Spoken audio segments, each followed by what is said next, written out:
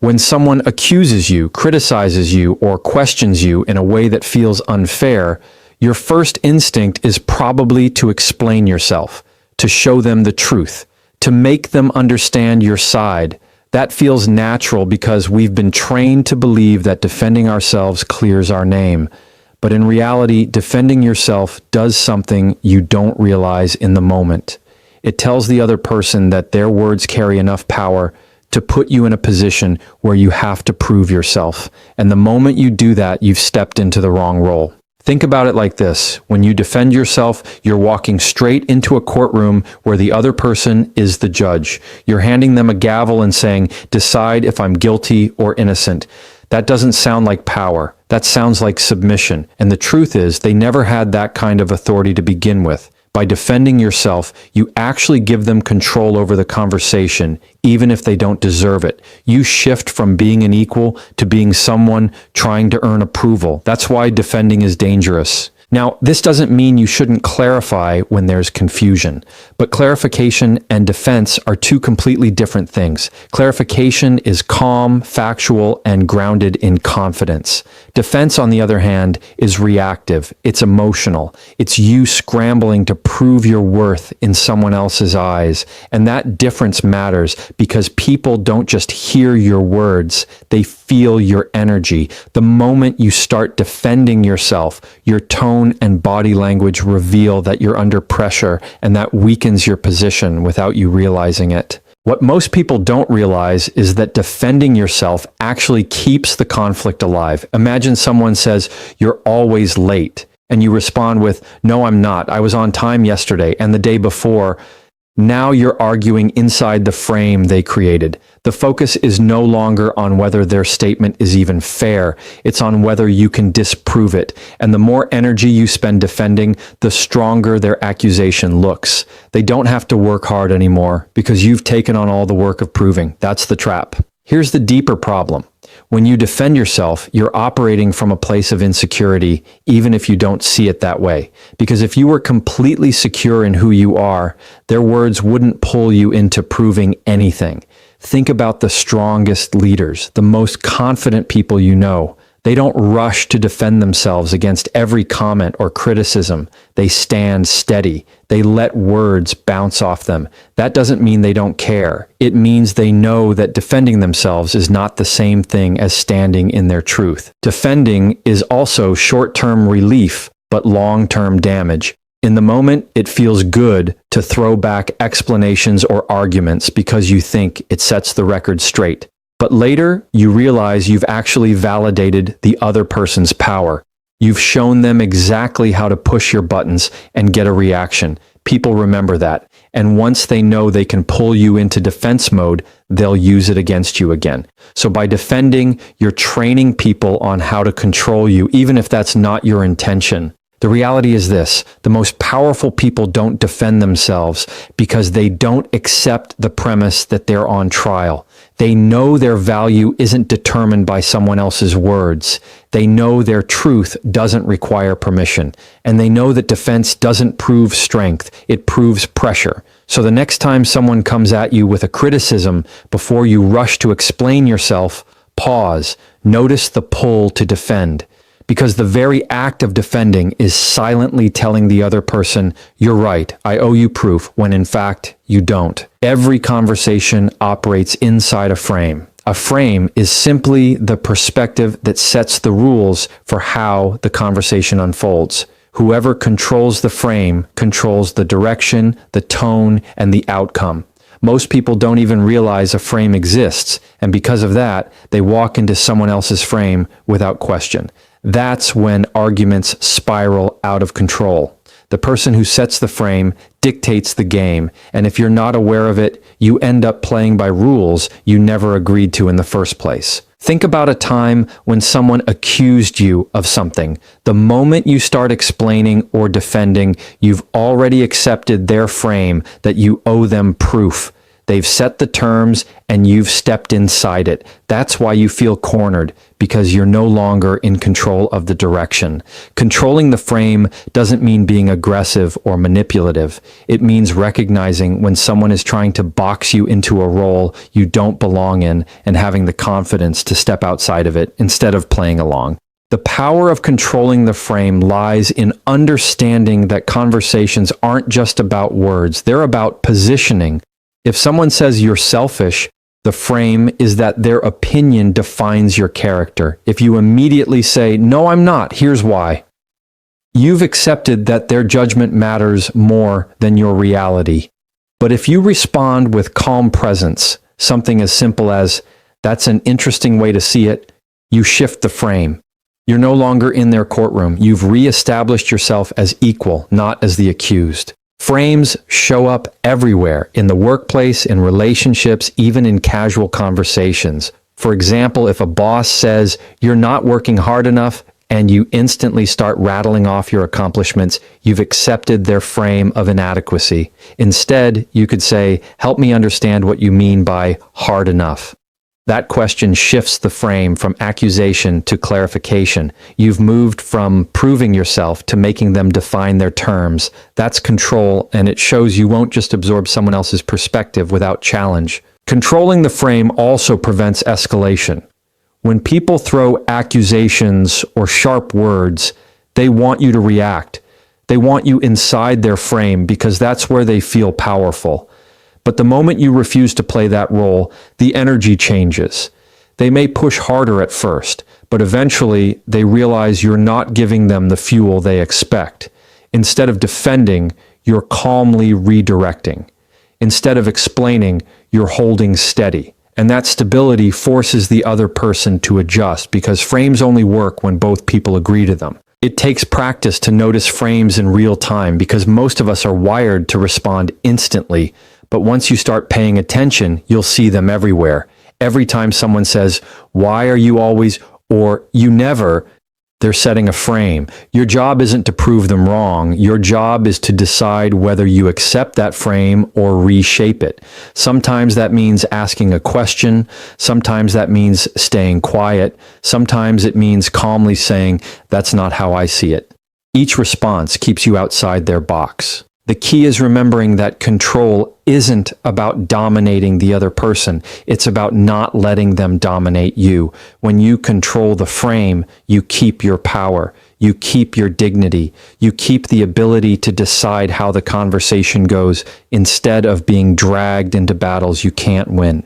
The person who controls the frame doesn't have to be the loudest or the sharpest.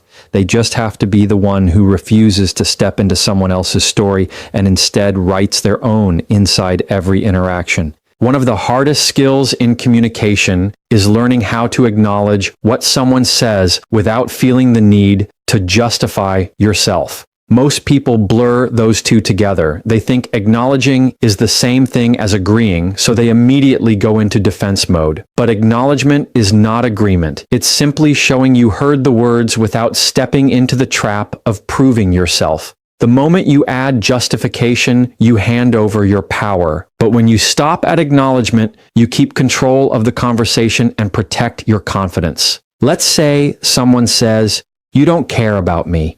Your natural instinct might be to argue back, list the things you've done, or explain how much you actually care.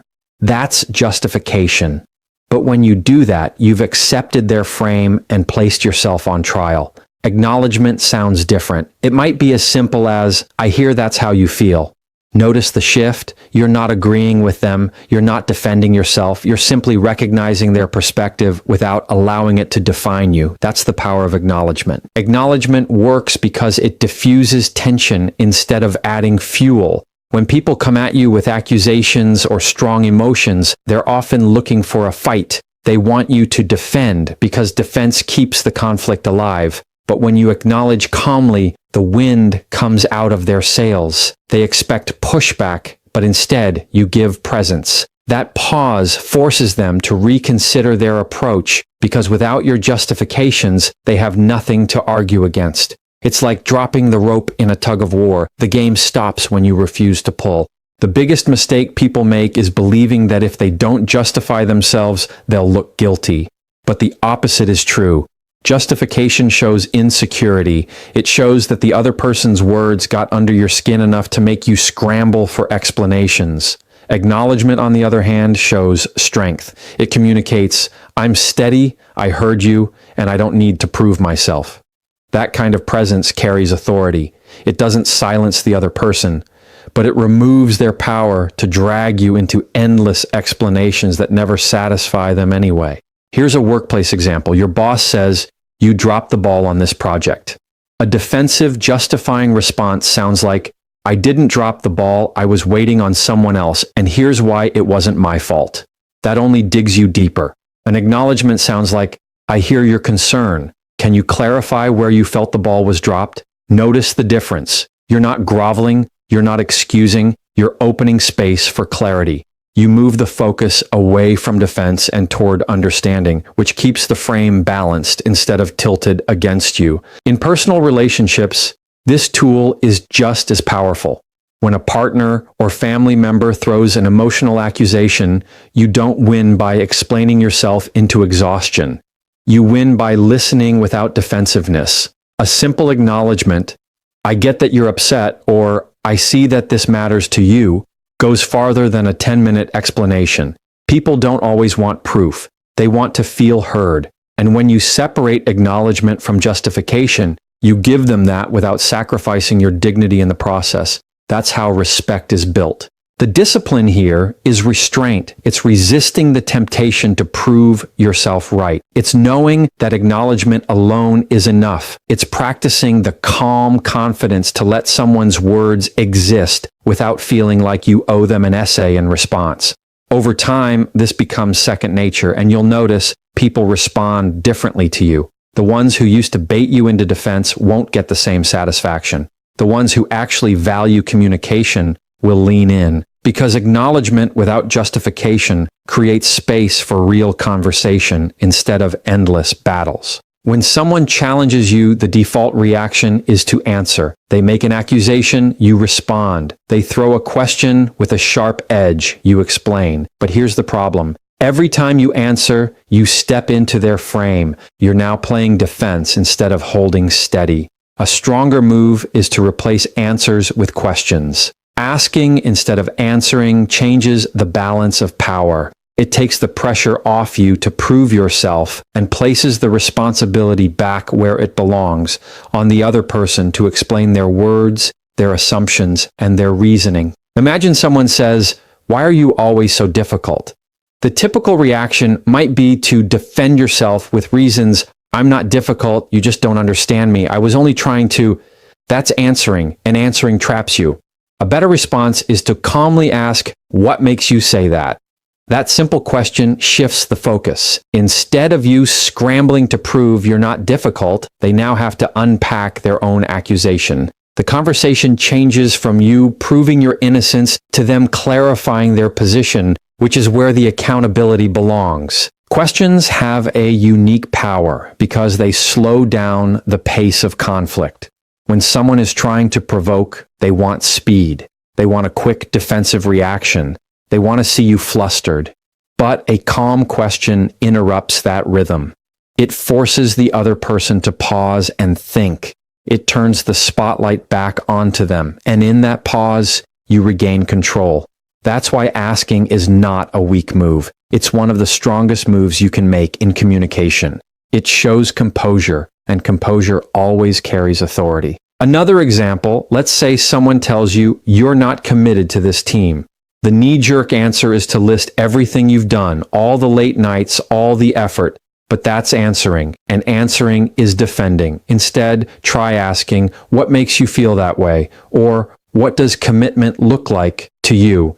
Those questions don't just protect your position, they open space for clarity. Many times you'll find the accusation is vague or rooted in emotion, and when asked to explain, the other person realizes their words don't carry as much weight as they thought. The beauty of asking is that it's disarming without being aggressive. You're not fighting back, you're not shutting down, you're simply redirecting the energy. It's like holding up a mirror instead of a shield.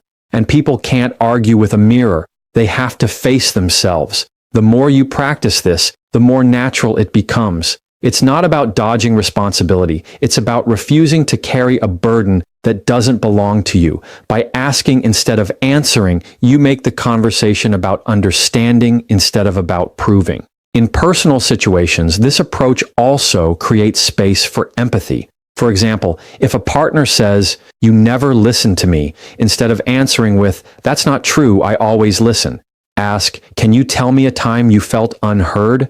That question doesn't just diffuse conflict. It digs into the root issue.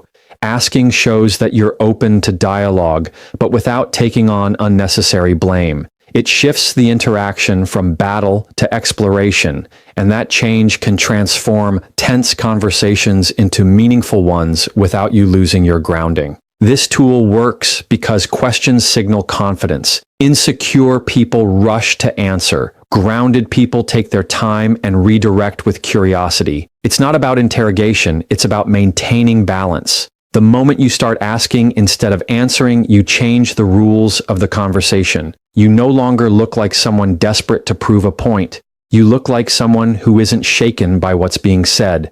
And that shift in energy speaks louder than any defense you could give, because it shows you're steady enough to lead the direction forward. In every heated interaction, there's a choice. You can react or you can stay grounded. Reacting feels natural because it's immediate. Someone criticizes you, you snap back. Someone questions you, you rush to defend. It feels like protecting yourself, but in reality, reacting means you've given them control over your emotions. Staying grounded, on the other hand, is refusing to let their words dictate your state. It's keeping calm when they expect you to explode. It's steady tone, steady body language, steady presence. That steadiness is what communicates true strength. When you react, you hand over your power. You allow the other person to set the tempo and the tone of the conversation. They raise their voice, you raise yours. They throw an accusation, you scramble for a defense, and the entire time they're controlling you without even realizing it. But when you stay grounded, the roles flip. You're not matching their energy, you're holding your own. And when you hold steady, the contrast between your calm and their chaos is undeniable. People notice it. It changes the dynamic immediately. Grounded doesn't mean emotionless. It doesn't mean you don't care. It means you've trained yourself to pause before responding.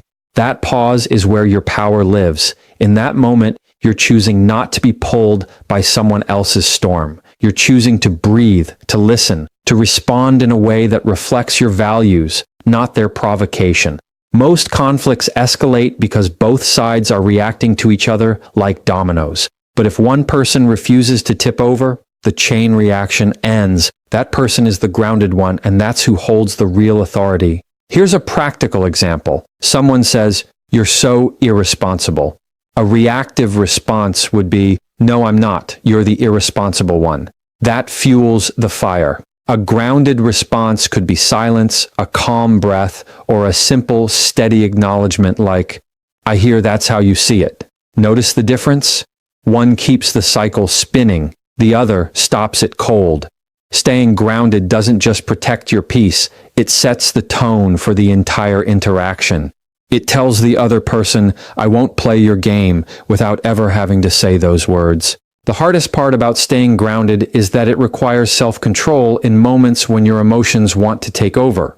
Anger, defensiveness, embarrassment, they all push you toward reacting. That's why grounding is a skill you have to build. It's about practicing calm even when it feels unnatural. Over time, you train your nervous system to slow down instead of speed up in conflict. The more you practice it, the more natural it becomes. And when it becomes natural, you start to carry that steadiness into every area of your life. What makes grounded people stand out is that they're not easy to manipulate. When you're reactive, anyone who wants to get under your skin can succeed by pressing the right button. They know exactly what to say to trigger you, but when you're grounded, those buttons don't work anymore. Their words might sting, but they don't control you. That makes you unpredictable in the best way, because people realize they can't steer you with drama, guilt, or provocation. And that realization